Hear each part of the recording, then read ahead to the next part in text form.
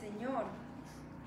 Estamos empezando el capítulo 11 de Apocalipsis y estamos a la mitad del libro de Apocalipsis, o sea, son 22 capítulos, estamos en el capítulo 11 y vamos a hablar de los dos testigos y de la séptima trompeta. Y este es un capítulo muy interesante. No sé si hay alguien que quiera comentar de los capítulos anteriores, algo que les ha impactado, impresionado, alguna cosa de algún capítulo. ¿Todo? Amén, amén. Creo que una cosa que no hemos tal vez mencionado mucho es que lo que estamos entendiendo es que parece que en el capítulo 3 de Apocalipsis pues tenemos las dos últimas iglesias, una iglesia bien avivada pero sufriendo, a la que Jesucristo solo le da cumplidos, le dice que bien lo estás haciendo, muy bien, y tenemos la última iglesia que es lo opuesto, una iglesia que no hay ningún cumplido que darle, más bien son advertencias, recomendaciones, y eso nos da a entender un poco que al final de los tiempos vamos a tener o una iglesia así encendida o una iglesia que está muy mal. No debemos olvidar que al final de los tiempos, entre las escrituras del apóstol Pedro y otros que han escrito cartas, hablan de la gran apostasía de la iglesia. Y Dios quiera que nosotros no seamos parte de esa apostasía.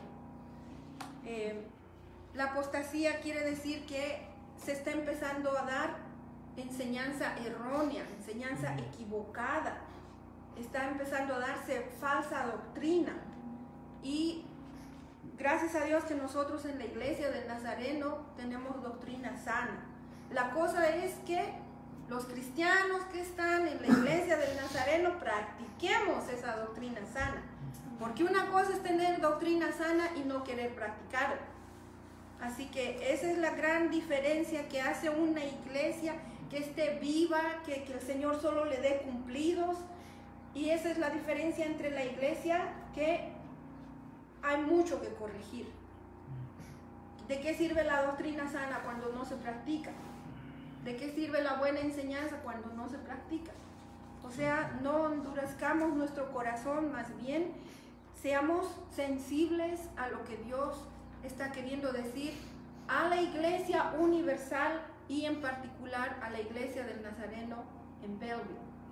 Así que hasta este punto pues hemos visto cosas muy fuertes, juicios, y no para todavía. Estamos en un segundo paréntesis. ¿Se acuerdan del primer paréntesis que vimos? Eran los capítulos, ahorita les voy a decir. Habíamos visto los sellos, y tenemos el capítulo 7 y 8 que son un primer paréntesis.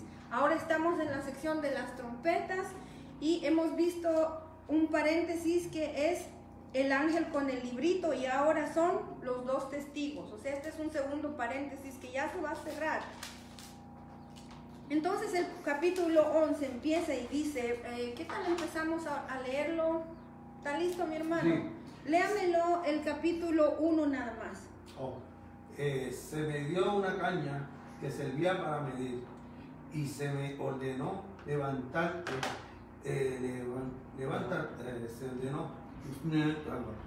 se me dio una caña que servía para medir, y se me ordenó levántate y mide el templo de Dios y el altar, y calcula cuántos pueden adorar allí. Amén, amén.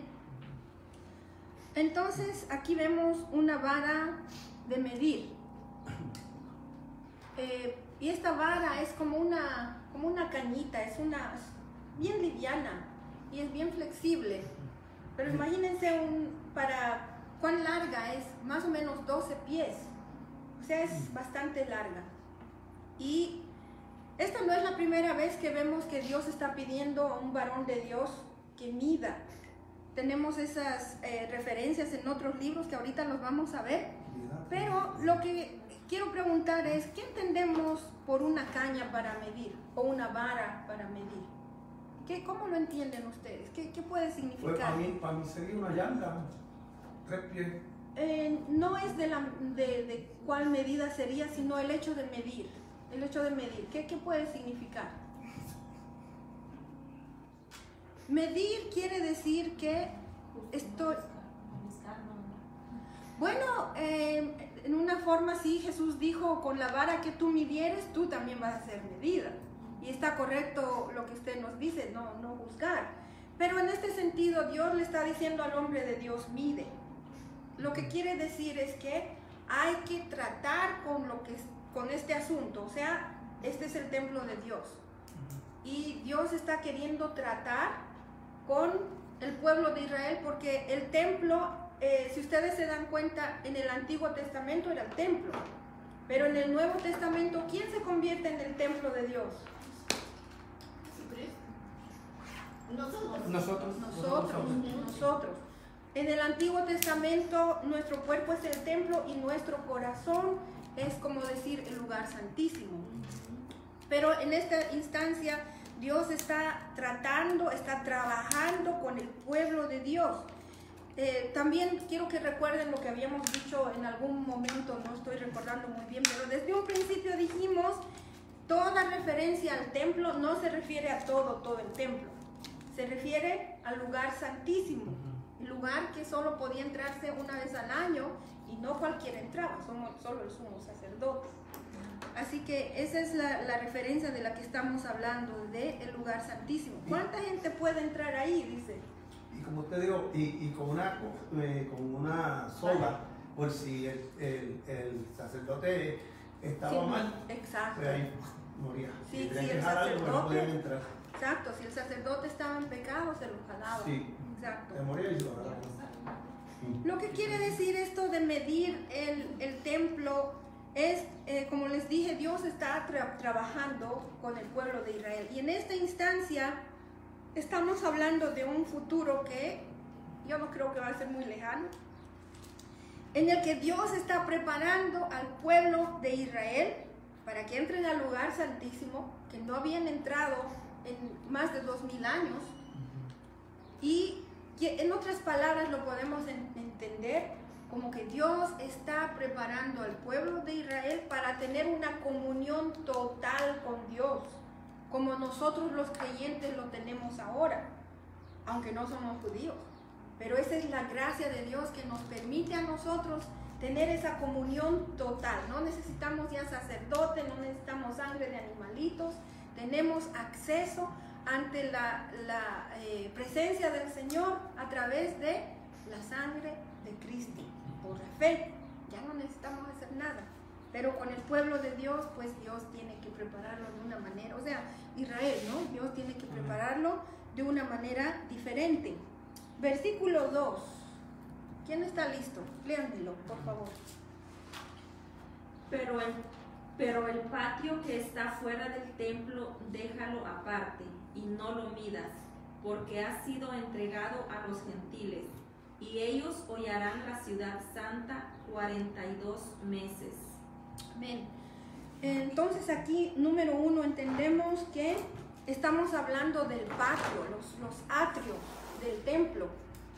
Cuando Jesús volcó las mesas y echó a los mercaderes, ellos estaban en los atrios, en los patios del templo, especialmente en una parte que se llamaba el atrio de los gentiles. Los gentiles solo podían llegar hasta un cierto lugar, más adelante no podían.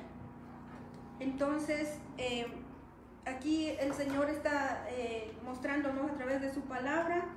La orden es, solo mide la parte del lugar santísimo, los atrios no. Y hay muchas referencias que nos hablan acerca del atrio y de, aquí dice, ¿cómo dice esta versión? Será entregado, porque ha sido entregado a los gentiles y ellos hollarán la ciudad. O sea, ahí se trata de pisotear, de tratar mal, de desacrar, ¿no? O sea, si algo es sagrado, pues no hay ningún respeto por lo sagrado. Eso es lo que quiere decir. Quiero hacer también referencia de que el templo del que está hablando aquí es el de la tribulación. Porque ahorita, a lo que estamos hablando, mayo 8 del 2019, no hay templo todavía. Entonces, los gentiles, ¿quiénes hemos dicho que son? Los no judíos. No judíos. O sea, en el lenguaje de la Biblia solamente hay dos, o judíos, o no judíos, o gentiles. Exacto. Entonces, ellos no tenían acceso dentro del templo, solo los patios o los atrios. Y aquí vemos que hacer cosas indebidas dentro de esos atrios, a eso se refiere el hollar o pisotear. Y también a eso hacen referencia el Salmo 79, que lo pueden leer en su casa los que están tomando nota. Salmo 79, Isaías 63, Daniel 9. ¿Salmo qué? Salmo 79. Salmo 79, Isaías 63, Daniel 9. También Jesús habló de esto en Lucas 21, 24. Y para que vean cuán importante es este tema, aún Pablo hace referencia de cómo es pisoteado Jerusalén, especialmente el templo, la desacración del templo. No sé si hay una palabra diferente que ustedes puedan pensar. También Pablo en 2 Tesalonicenses 2:4, lo que se llama la abominación desoladora. ¿Okay? Entonces, vemos también que esto pasa en la ciudad de Jerusalén, la ciudad santa, dice, ¿verdad? Entonces, es Jerusalén. Más adelante va a decir también que se la llama Sodoma, se la llama Egipto, pero estamos hablando de la ciudad de Jerusalén. La ciudad de Jerusalén y el pueblo de Israel tienen un lugar de total eminencia en la historia de la humanidad. Eso marca muchas cosas históricamente hablando.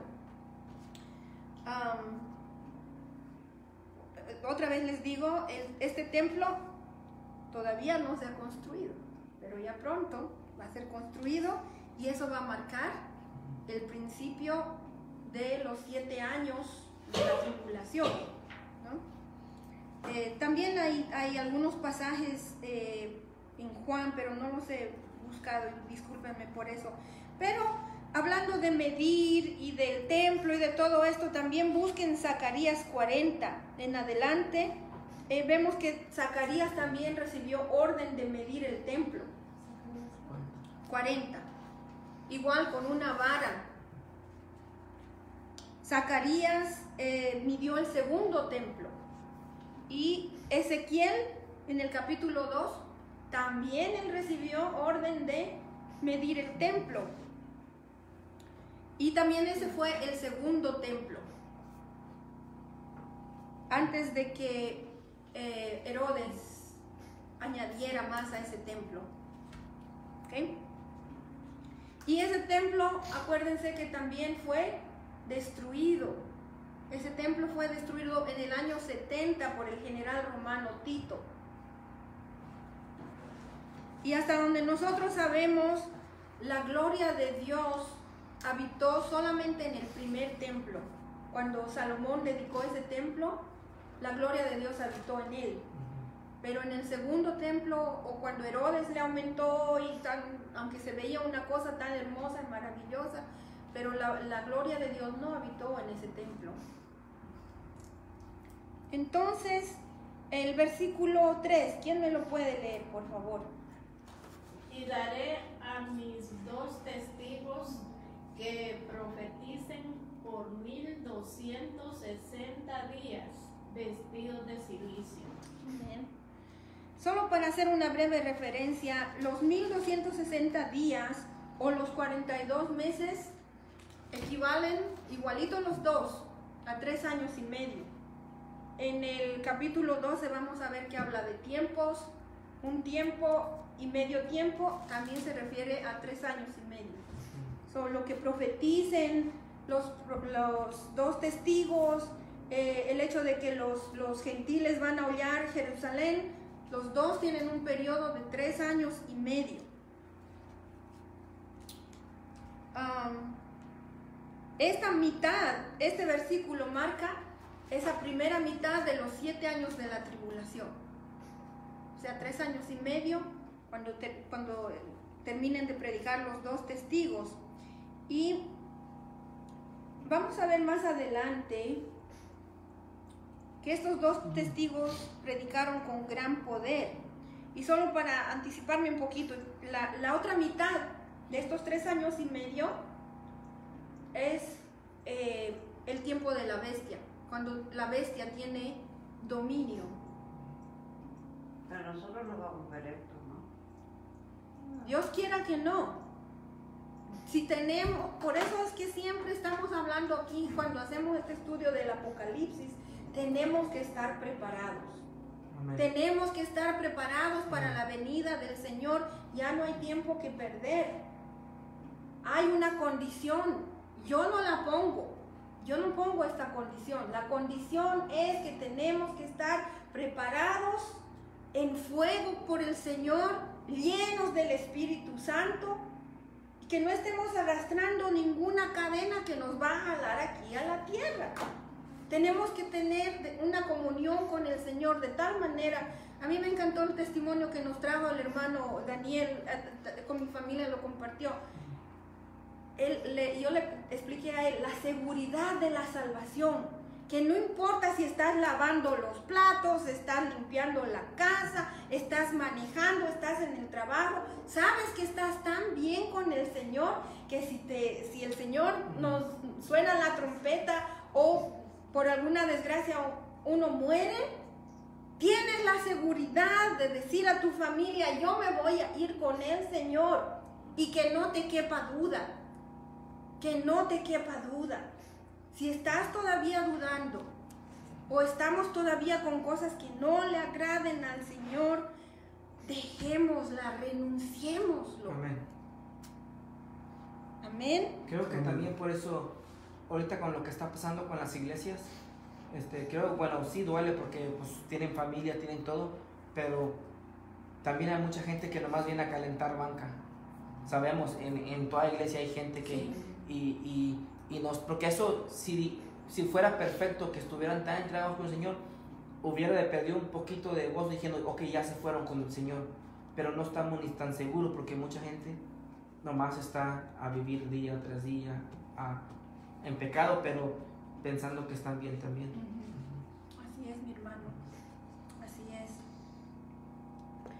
Quiero hablar algunas similitudes entre estos 2 testigos y nuestro Señor Jesucristo. Para empezar, ¿dónde murió el Señor Jesús? ¿Quiénes saben? ¿Dónde murió? ¿En qué ciudad murió el Señor Jesús? ¿Sí? Pero más específico. En el Calvario. Algo de Calavera. Calavera, Algo como una montaña. No, pero una la llamaban a Calavera. Ya, sí. Ok, Jesús murió en Jerusalén. Y estos 2 testigos también murieron en Jerusalén. O sea, de haber estado en la ciudad donde lo juzgaron y todo, sí, efectivamente salieron nada más allá afuera de Jerusalén. Pero ahí murió. Y estos 2 testigos también mueren en Jerusalén. Jesús. Pero estos 2 testigos van a morir. Sí. Pero hasta cuando ellos hayan venido, cuando la gran tribulación. Esto va a ser la mitad de la tribulación.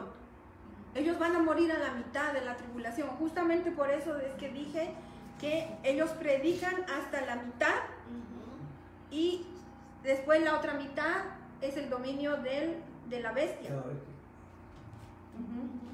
Entonces, otro parecido entre Jesús y los 2 testigos es que Jesús estuvo muerto por 3 días.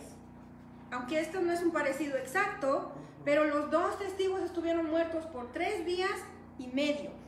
Y parece simbólico de los 3 años y medio que estuvieron predicando. También un poquito más adelante en el capítulo 3 dice, cuando hayan acabado su testimonio, en el verso 7, utilizan la misma palabra que utilizó Jesús. Jesús exhaló su último aliento Jesús dijo, todo está terminado, y ellos utilizan, la Biblia utiliza esa misma palabra, se terminó. Todo está consumado. También vemos que cuando Jesús exhaló su último aliento de vida, pero con los testigos es opuesto. Dios les da aliento de vida y resucitan. Pero es la misma idea, ¿no? De Jesús que exhala y muere, pero estos dos reciben aliento de vida de parte de Dios. Y también Jesús resucitó, luego ascendió a los cielos en una nube. Y los 2 testigos en el verso 11 dice, ellos resucitaron, y en el verso 12 ascendieron también como Jesús en una nube. Y también otras similitudes que dice que hubo un terremoto cuando Jesús murió, ¿recuerdan? Y hubo un terremoto después de la ascensión de los 2 testigos. Aquí vamos a leerlo más adelante, y perdonen que me hayan anticipado con esto, pero quería hacer esa comparación. Dice, todos fueron testigos de la muerte, de la resurrección y la ascensión de los 2 testigos. Hoy en día podemos entender esto como que tal vez hay cámaras que están captando lo que está pasando con los 2 testigos desde el momento de su muerte hasta que resucitan. Entonces, ese es el mundo entero que está viendo todo esto, en vivo, me imagino. O sea, hay gente que va a estar siguiendo lo que está pasando con estos 2 testigos. Y también dice, ¿se acuerdan en el capítulo 1, en el verso 7? Jesús mismo le dice a Juan, todos van a ser testigos cuando Jesucristo retorne, aún las personas que lo habían crucificado.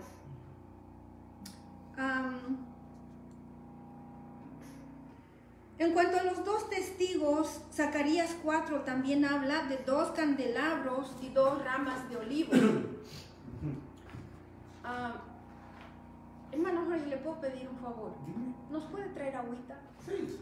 Tal vez eso. ¿Cuánto quieren? Bueno, ¿en vasito o Usted hay? está que lo agarra y no pasa. Ok, Por favor.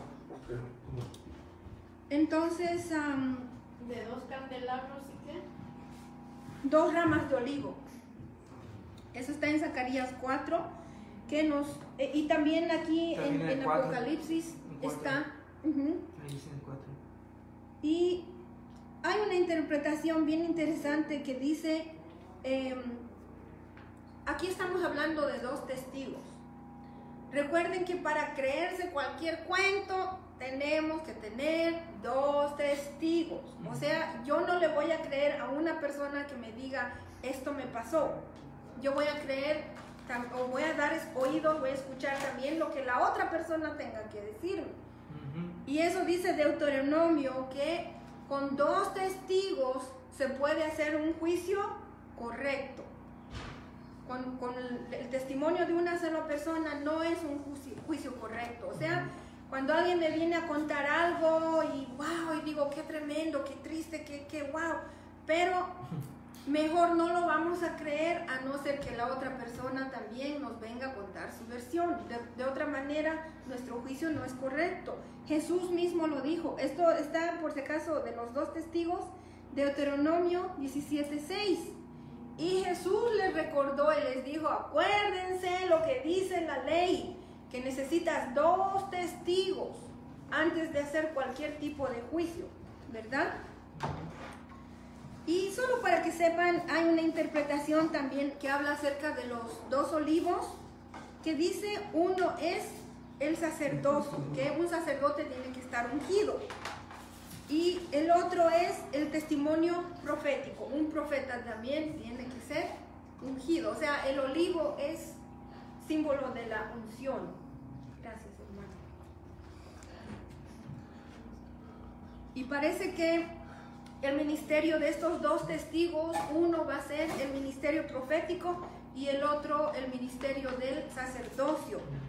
Entonces, ¿cómo se mantiene un candelabro encendido? Y esto nos lo trajo nuestro hermano Daniel en una lección también. ¿Cómo se mantiene el candelabro encendido en los tiempos antiguos? Aceite, ¿verdad? El aceite. Exacto. O sea, necesitamos la unción del Señor para hacer. Para hacer Luz, ¿cómo es? testigos. Testigos. Hace fuego. O sea, estamos hablando de estos dos testigos, pero también en un momentito más yo les voy a traer el hecho de que cada uno de nosotros también somos testigos en el mundo y necesitamos de la unción de Dios. ¿Ven? Amén. Ok. Vamos al verso 3. ¿Lo leímos ya? Sí. Ok. ¿Qué quiere decir vestirse de luto? ¿Verdad que lo leímos en el verso 3? No. Vestidos de silicio. Sí, eso es. Es de Eso quiere decir afeitado, recortado, me imagino. No. Y con ceniza encima, ¿no? Oh, ok, algunos sí. Sí. Vestido de silicio, en mi versión en mi casa decía vestido de luto. ¿Qué luto? ¿Saben lo que es el silicio? Es como bramante. Una tela. Como bramante. Me imagino que sí. Sí, yo me acuerdo porque mi esposo me puso a que le hiciera uno de esos de bramante para ir a la iglesia cuando él oraba. Wow. ¿Como silk? Es Como saco. Saco. las bolsas en las que vienen las papas. Un saco de pita de Oh. Sí. Yo lo conozco como el saco de las papas, que es un saco café, y cuando uno toca, qué áspero es. Sí. Entonces, los del café, sí. Los curas franciscanos se visten con eso algunas veces en el año y encima el hábito. Y cuando se lo sacan, su piel está toda raspada, enrojecida, algunas veces hasta sangrando. Y estos dos testigos están vestidos de esta manera. ¿Qué quiere decir vestirse de esa manera?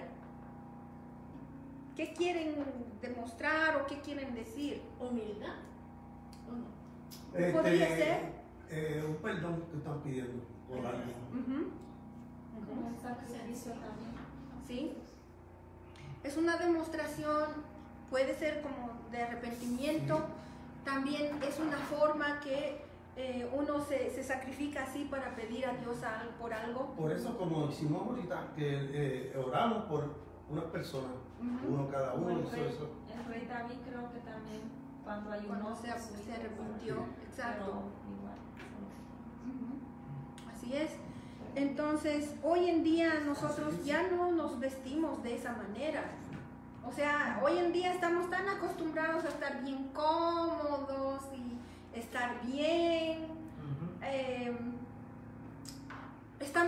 O sea, si yo como la pastora les dijera, vamos a vestirnos de silicio, yo no sé cuántos lo harían.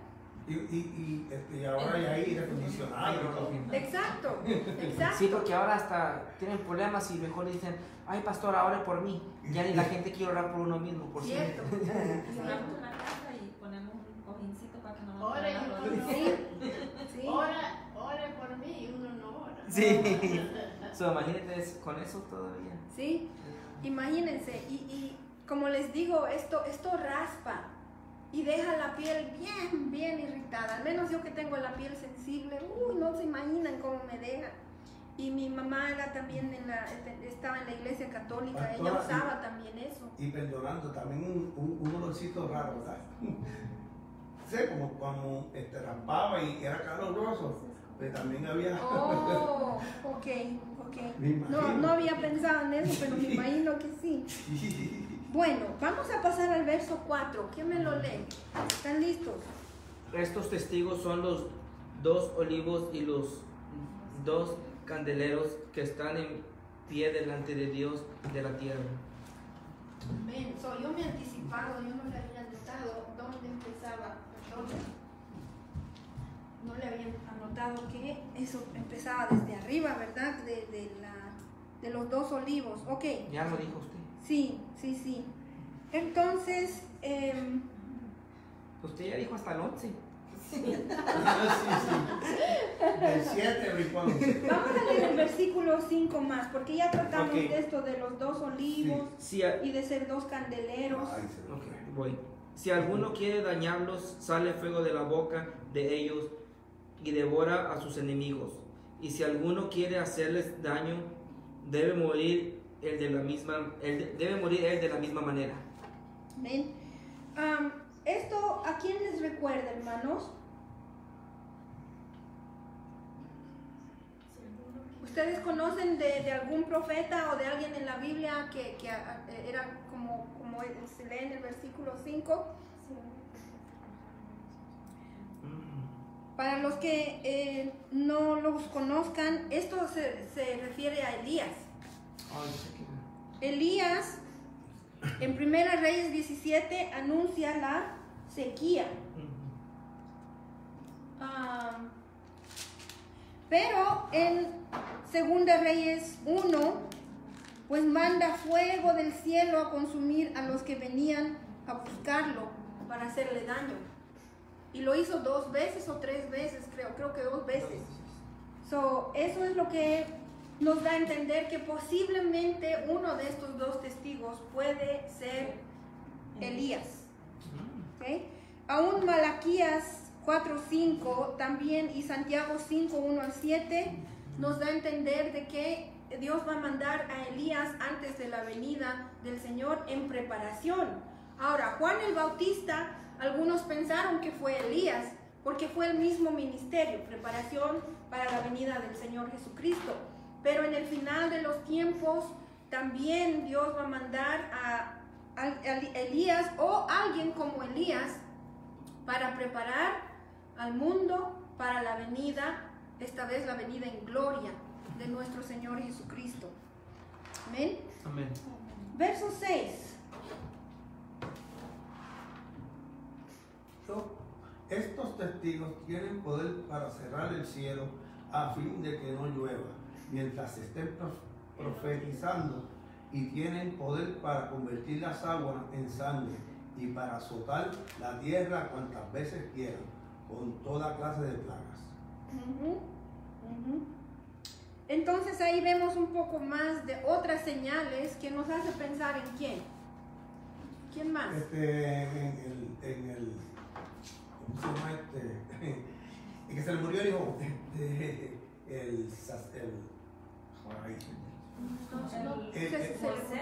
Ajá, sí, exacto. Sí, pero Moisés sí que le tiró la plaga al faraón. al faraón ese mismo. Ok. Faraón. Entonces, es posible, o sea, yo personalmente, yo no lo quiero decir como una enseñanza que es así, no, es posible que sean Elías y Moisés. ¿Qué nos da a entender esto? Ajá. Los 2 testigos. ¿Qué nos da a entender esto? Son esas señales que acabo de decir. Les di las señales de Elías, 1 Reyes 17, 2 Reyes 1, y que Malaquías 4:5 y Santiago 5:1-7 nos dan a entender que Elías va a ser enviado preparando la venida del Señor. Y las señales de Moisés están en Éxodo 7, capítulo 7 hasta el capítulo 11, para que los que estén anotando. Capítulo 7 hasta el 11. Éxodo. Ahí están las ¿cómo se llaman? Las plagas y todo aquello que nos da a entender que podría ser Moisés. Es más probable que sí es Elías con más seguridad, pero de Moisés no sabemos. 7 a Desde 11. el capítulo 7 hasta el capítulo 11.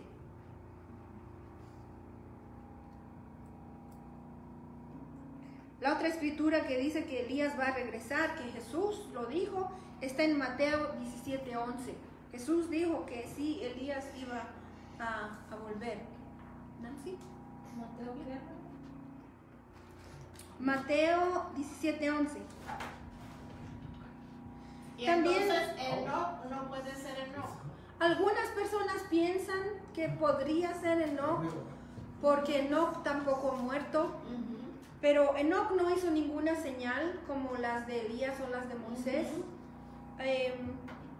Podría ser, pero es más probable, sí, no se sabe, es más probable Elías y Moisés. Pastora, También que Elías y Moisés, que Nancy quiere, se siente mal, pero vamos ahí, pero Ok. se siente mal. ok, Ese rato está. Es que tiene como un brinquito, no sé. sí, yo sé. Y no puedo pararlo. Empezó con las manos, ahora me está cogiendo todo el cuerpo. Solo para terminar este puntito, que Elías y Moisés son los que se aparecieron a Jesús en el monte de la transfiguración. Sí. Para los que están anotando, eso está en Lucas 9, versos 29 y 32. Lucas 9. ¿Estás grabando? Lucas 9, versos 29 al 33, perdón, no 32. Oh, ya no veo. 32. Amén. Amén. Pregunta, ¿quién sabe cuál es el testimonio de estos dos testigos? O sea, ¿son testigos de qué? Del poder de Dios, Amén. Amén. porque Dios los ayudó a los dos. Gloria al Señor. ¿Cómo fue que dijo? La pregunta es, ¿cuál es el testimonio de estos dos testigos? Ellos están dando testimonio de qué? Y el hermano Daniel nos dice del poder de Dios. Y yo quiero que vayan a Zacarías 4, el versículo 6.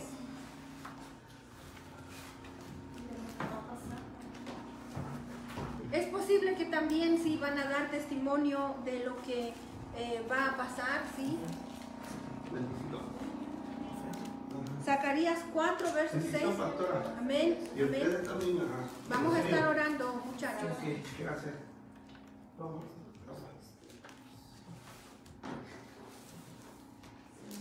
Zacarías 4, 6. ¿Tienen? Que dijo que estos dos testigos, ¿qué dijo, pastor? ¿Cuál es el testimonio de ellos?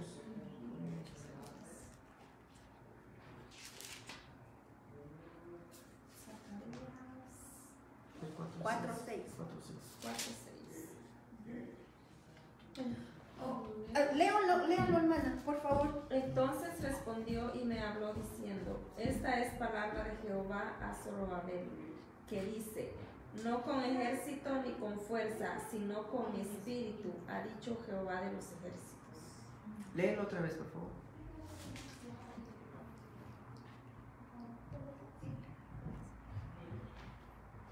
Ok, mil perdón. Perdón. Ok, Este, este versículo está en la iglesia donde yo voy, allá está tabernáculo. En amén. una pared. Wow. Sí, porque este es un pasaje muy poderoso. Esto, todo lo que se refiere al Evangelio del Señor Jesucristo, no se trata de fuerza. ¿Cómo dice el versículo? No es por... Entonces respondió y me habló diciendo, esta es palabra de Jehová a Zorobabel, que dice, no con ejército ni con fuerza, sino con mi espíritu, Amén. ha dicho Jehová de los ejércitos. O sea, esto no se trata de un ejército, esto no se trata de tener poder, no se trata de tener fuerza, no se trata de tener influencia. A mí me consta porque yo no tengo fuerza. Pero aquí sí hay una canción bien hermosa y que habla del poder del Espíritu Santo de Dios. Amén. Entonces, ¿cuál es el testimonio de estos dos testigos? ¿El poder de Dios? Exacto. El poder de Dios, amén.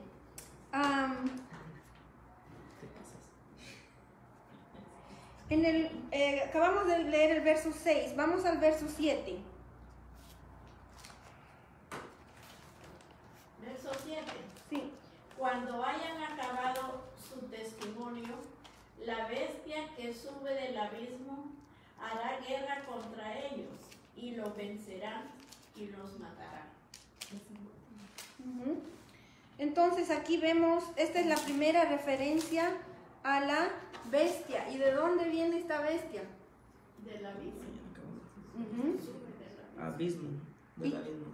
¿Se acuerdan quién más sale del abismo? El diablo. Hace poco lo vimos, hace poquito en el Sí. capítulo 9 lo vimos. Las criaturas esas que vienen a torturar a los hombres, Oh, sí, sí. que parecían langostas, Langostas con... langostas. sí. que picaban como el escorpión, Sí, salieron del abismo, o sea, criaturas Sí. totalmente demoníacas. Y también, o sea, sale del abismo pues totalmente demoníaco. ¿Y qué es lo que él hace? Dice, mata a los profetas. ¿Sí? Los vencerá y los matará. Ajá, ajá. Y por si acaso lo de los otros que salen del abismo está en 9, el capítulo 9, los versos 1 al 10, que describe estas criaturas que salieron del abismo. Entonces esta bestia pues se les enfrenta, ¿no? Ujú. Hace guerra contra ellos. Esta bestia es Satanás. Es un agente de Satanás, pero todavía parece que no es Satanás. Y él hace guerra, o sea, esto no es un encontrón de que les pega un tiro y murieron, no. Aquí hay una guerra. Y esta es una guerra no solo espiritual, pero es una guerra en la que estos dos testigos físicamente mueren. Y no quiere decir que hayan sido vencidos porque han muerto. Porque Jesucristo mismo, si se acuerdan en el Calvario, Jesucristo murió. ¿Y qué quiere decir? ¿Que fue vencido? No, de ninguna manera. Era necesario que Jesucristo muriera. Porque había un precio que pagar por nuestros pecados. Y estos dos testigos son matados, ¿verdad? Sí, la bestia los mata. La bestia los mata. Entonces vamos al verso 8. Y dice, y sus cadáveres Estarán en la plaza. estarán en la plaza de la grande ciudad, que en sentido espiritual se llama Sodoma y Egipto, donde también nuestro Señor fue crucificado. O sea, ¿dónde les dije que murió Jesús? En Jerusalén. En Jerusalén. Exacto. Esa es la clave que a nosotros nos da a entender que estamos hablando de Jerusalén, aunque aquí ese versículo 8 dice en sentido figurado, se llama Sodoma y Egipto. Y miren lo que pasa aquí. En el versículo 8 dice, sus cadáveres, ¿verdad? Están en la plaza, o sea, es un lugar abierto. Que lo mire la gente. Quiero que vayan al verso 9 ahora. 9 y 10, por favor, leámoslo de una vez. Y los de los pueblos, tribus, lenguas y naciones verán sus cadáveres por 3 días y medio, y no permitirán que sean sepultados. Y los moradores de la tierra se regocijarán sobre ellos y se alegrarán, y se enviarán regalos unos a otros, porque estos dos profetas habían atormentado a los moradores de la tierra. Síganlo, el verso 12 más. Sí. Pero después de 3 días y medio entre ellos, el espíritu de vida enviado por Dios se levantaron sobre sus pies, y cayó gran temor sobre los que los vieron. Amén, amén. Aquí vemos entonces, quiero que noten esto, 3 días y medio, sus cuerpos están a la intemperie. ¿Qué pasa normalmente cuando un cuerpo está dejado a la intemperie? Se descompone. Uno es eso. Y los pájaros se los comen también. Exacto. No malos, eran los crows, los pájaros, los cuervos. Sí. Que vienen pero yo también creo que los dejan para que miren, como diciendo, no hay Dios, miren sus siervos, ¿verdad? Para que la gente, porque dicen que hasta se regocija la gente que hace maldad, porque dicen, ok, pues Dios no existe porque ya matamos a esto. Exacto, o sea, ya no hay quien les denuncie su pecado, no hay quien les haga sentir mal por todas las maldades y pecados que están haciendo. Y es interesante ver que por 3 días y medio los animales no se les acercan, no se pudren sus cuerpos, y ¿por qué se pueden dejar esos 3 cuerpos ahí para que todos los vieran por 3 días y medio? Como les dije antes, esto nos da a entender que los están viendo. Hoy en día entendemos que hay cámaras viendo esto, siguiendo lo que está pasando paso por paso, día por día. ¿Qué estaba para decir Anita? Perdón, la interrumpí. Como que para que toda la gente viera el poder de Dios cuando Él nos revivió. Ese es uno, pero una de las cosas que yo pienso, ¿por qué dejaron sus cuerpos ahí? Acuérdense que cuando Jesús murió, lo pusieron en un sepulcro. Sí, resucitó. Y la gran mentira del sumo sacerdote y de los sacerdotes fue que los discípulos se lo habían robado, el cuerpo, para hacer creer que Él había resucitado. Entonces, en este caso, tal parece que dejan los cuerpos como para asegurarse, nadie los va a tocar, nadie los va a robar, porque ellos no se han debido imaginar que Dios iba a devolverles la vida. Ahora, Jerusalén, dependiendo en la época del año, puede ser una ciudad como en el verano aquí, no tan caliente, pero puede ser caliente. Imagínense que sea primavera o verano u otoño. 3 días y medio, esos cuerpos podrían estar ya en bastante descomposición. Ahora es cierto que el clima es tan seco que tal vez, aunque no se descompongan, pero ya estarían empezando a secarse. Cuando está un poquito frío el ambiente, el cuerpo humano se empieza a podrir o a echar a perder, a descomponer, gracias, por dentro. 3 días y medio es suficiente tiempo para asegurarse que una persona está bien muerta. Hay personas que tienen problemas cardíacos o de otro tipo. Cuando mueren, dicen por 3 días no se les puede enterrar. Pero 3 días y medio ya está asegurado que está muerto. Y estos 3 días y medio, pero para ver el poder tan maravilloso de Dios, el Señor los levanta y vuelven a la vida. Y qué bien que estén esas cámaras ahí para ver que nadie ni los ha tocado ni hecho nada. El puro poder maravilloso de Dios que les da ese aliento de vida. Acuérdense en el Génesis, Adán, ¿qué dice la palabra? Dios sopló el aliento de vida. Amén, amén. ¿Por qué ustedes piensan que a Jerusalén se le llama Sodoma?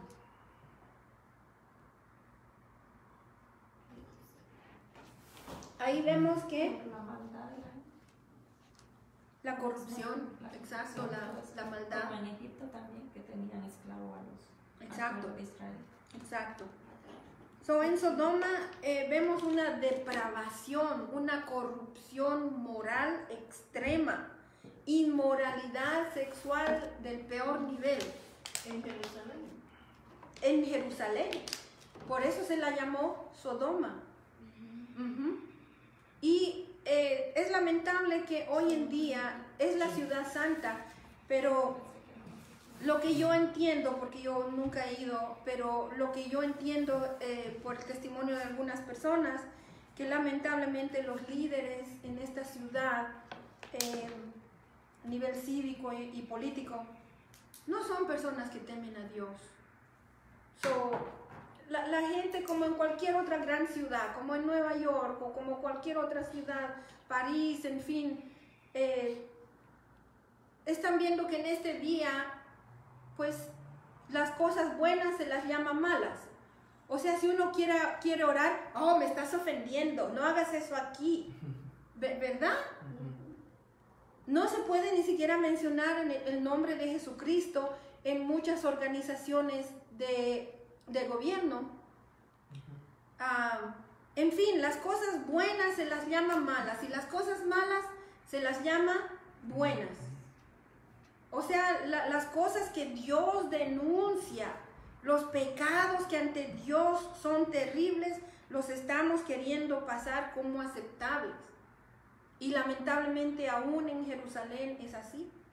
Pastor, entonces Jerusalén no es igual que Israel. Sí, Jerusalén es, como el presidente Trump lo anunció, es la capital de Israel. Sí. Claro que más administrativamente es Tel Aviv, pero la capital desde el tiempo del rey David, que fundó la ciudad, es Jerusalén, de Israel, de la nación de Israel. Y decimos es Sodoma por la depravación moral, la inmoralidad sexual, y hablamos de Egipto, como dijo Anita, la esclavitud, opresión y también idolatría. Y vemos en estos pasajes, en estos versículos, que esta gente en el mundo entero, no estoy hablando solo de una región, ¿no? Porque dice en el mundo entero, esto se convierte en una razón de júbilo mundial, el hecho de que los 2 testigos hayan muerto. La gente, obviamente sin temor de Dios, se alegran porque, como dije antes, ya no hay nadie que les esté denunciando sus pecados, ya no hay nadie que les haga saber que están viviendo en pecado y en total oposición a Dios, y se alegran y hacen una tremenda fiesta. Entonces aquí dice los pueblos, las tribus, las lenguas, las naciones, o sea, todos unidos. Y yo noté aquí, dije Navidad, la gran celebración de Navidad no es mundial, eso es solo para los cristianos. Las grandes celebraciones de los pueblos judíos, de Hanukkah o Pascua, tampoco es mundial. Tampoco, nosotros no las practicamos porque somos cristianos. La celebración de Ramadán, que creo que empezó hace unos días, ¿o me equivoco? Sí, creo que sí. Solo son los musulmanes. Pero miren cómo este odio a los 2 testigos une al mundo entero para hacer una celebración mundial de tal magnitud. Se están mandando regalos, intercambiando, alegrándose. O sea, la maldad parece unir a la gente mejor que cualquier otra cosa. ¿Hasta dónde lo hemos leído? ¿Hasta el verso 10? Al 11. Vamos en el 12. Ok. Entonces, ¿leímos lo que Dios los llamó? En el 12 todavía no. Ok. En el verso 12. Ok. Y oyeron una gran voz del cielo que les decía: subid acá. Y subieron al cielo en una nube, y sus enemigos los vieron. En aquella hora hubo un gran terremoto, y la 10ª parte de la ciudad se derrumbó, y por el terremoto murieron en número de 7,000 hombres, y los demás se aterrorizaron y dieron gloria al Dios del cielo. El segundo: hay paso, he aquí, el tercer, ay, viene pronto. Hasta ahí está bien, hermana. Se salvaron las mujeres, que nomás dice hombres. Los seres humanos, ¿no? Bueno, aquí vemos entonces que Dios los llama a subir delante de Él y se los lleva en una nube. Glorioso. ¿Y qué dice la Biblia? Todos. Y sus enemigos lo vieron. Sí. Todos. Y esto provoca un resultado que yo quiero decirles, les aseguro, lo que dice que glorificaron a Dios no quiere decir ni que se han arrepentido, ni que han cambiado o que estén alabando a Dios. De ninguna manera. ¿Por qué lo digo? Porque en el capítulo 13, los versos 3 al 4, o sea, 2 capítulos más adelante, no hay arrepentimiento. Están alabando, están fascinados, dice, por la bestia y la adoran. O sea, el hecho que ahorita están viendo esto maravilloso, los 2 testigos resucitar y que se están yendo al cielo, y dice, se llenaron de temor, pero es un temor que no lleva arrepentimiento. Es un temor Solo de... como miedo, ¿sí? Exacto. Y dieron gloria al Dios del cielo, pero miren cómo dice al Dios del cielo. En otras palabras, no hay una relación con ese Dios. Estas personas no tienen relación con Dios. Reconocen que Dios está en el cielo, pero acuérdense que cuando uno llega a tener una relación con Dios, ahí decimos, mi Dios, mi Señor, mi Jesús. Pero aquí están hablando del Dios del cielo porque no tienen esa relación personal con Dios. Y como les dije en el 13, pues están alabando a la bestia, o sea, más adelantito, alabando a la bestia. Y por si acaso quiero decir, algunas personas dicen, ese es el momento del arrebatamiento, cuando los 2 testigos se van en las nubes. No es correcto interpretarlo como el arrebatamiento, porque aquí lo está diciendo bien claro, solo los 2 testigos se fueron en esa nube, y no es llamamiento a la iglesia, solo a los 2 testigos. Para este entonces, Dios quiera que nosotros, la iglesia, ya estamos disfrutando. ¿De qué estamos disfrutando? ¿Se acuerdan?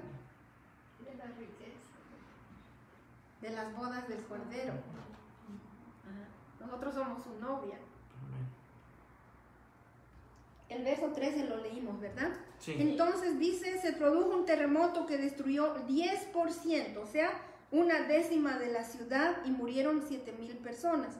O sea, aparentemente habían como 70,000 habitantes en Jerusalén. Solo por un dato para que ustedes sepan, en Jerusalén, estadísticas del año 2017, no pude obtener del 2018, en el 2017 habían 850,000 habitantes más o menos.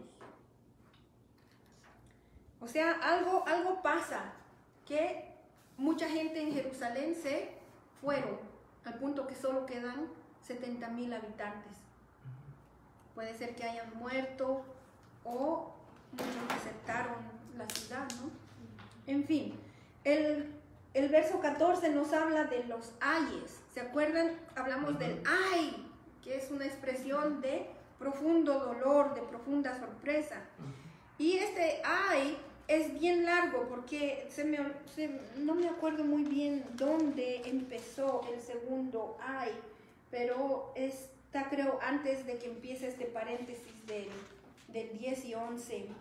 Y el segundo ay empieza en el 12 y dura hasta el versículo 12. Y aquí vemos, o vamos a ver a partir del verso 15, la séptima trompeta, y podemos leer del 15 al 18. Ya estamos para terminar. Yo lo leo. Adelante. El séptimo ángel tocó su trompeta y en el cielo se oyeron fuertes voces que decían: Nuestro Dios y su Mesías ya gobiernan sobre todo el mundo y reinarán para siempre. Y los 24 ancianos que están sentados en sus tronos delante de Dios se inclinaron hasta tocar el suelo con la frente y adoraron a Dios diciendo: Señor Dios Todopoderoso, tú vives y siempre has vivido. Gracias porque has demostrado tu gran poder y porque has comenzado a reinar sobre el mundo. Los pueblos que no creen en ti están enojados, pero ha llegado el día en que los castigarás con todo tu enojo. Ese día juzgarás a todos los que han muerto, premiarás a los profetas, tus servidores, premiarás a todo tu pueblo y también a los que te respetan. No importa si son poderosos o humildes, tú los premiarás. Entonces se abrieron las puertas del templo de Dios que está en el cielo. Está bien, hasta ahí está bien. No. El 19 lo vamos a dejar para más un ratito. En estos versículos vemos una proclamación de victoria. A mí me encanta este canto de victoria que Anita nos presentó, porque verdaderamente para el cristiano desde ya estamos viviendo en victoria, porque ya sabemos nuestro destino, el cielo, la presencia del Señor, pues su presencia está en nosotros, ¿verdad? Y aquí también vemos la alabanza de los 24 ancianos, que se quitan las coronas, inclinan rostro al suelo para alabarle. Es difícil encontrar personas hoy en día que hagan algo así. Como les dije antes, siempre buscamos nuestra comunidad, el estar bien, y yo no digo que eso esté mal, pero delante de la soberanía y del poder de Dios, a veces es bueno inclinarse y reconocer que Él es verdaderamente el Rey. Estos 24 ancianos, ¿se acuerdan? Tienen coronas. Para inclinarse no hay cómo mantener la corona. O sea, el hecho de que se inclinen hasta el rostro quiere decir, yo renuncio a mí mismo, yo renuncio a mi posición, hasta mi coronita, y si soy rey o lo que sea, y reconozco que Jesús es el Señor, Señor de mi vida. Y me ¿Estos inclino ante 24 Él. ancianos quiénes eran, pastor? Lo estudiamos un poquito en un capítulo anterior, que no se sabe realmente quiénes son, pero es posiblemente 12 personas representando las 12 tribus de Israel, porque acuérdense que Israel todavía tiene un lugar especial para Dios y nunca va a cambiar, porque Dios ha hecho un pacto eterno con Israel. Y los 12 otros puede ser que sean Los apóstoles. representantes o los apóstoles mismos, 12 apóstoles representando a la era de la iglesia, ¿no? Eso es lo que yo pensaba. Amén. Y hay una parte que aquí es un poco difícil. Dice, las naciones están enojadas, están airadas. ¿Por qué? O sea, cuando una persona no se le deja hacer el mal que quieren hacer, ¿cuál es su reacción? Se enoja. Se molesta. Exacto. Y a nivel de naciones, quieren insistir en su maldad y están enojados, porque Dios no les va a permitir.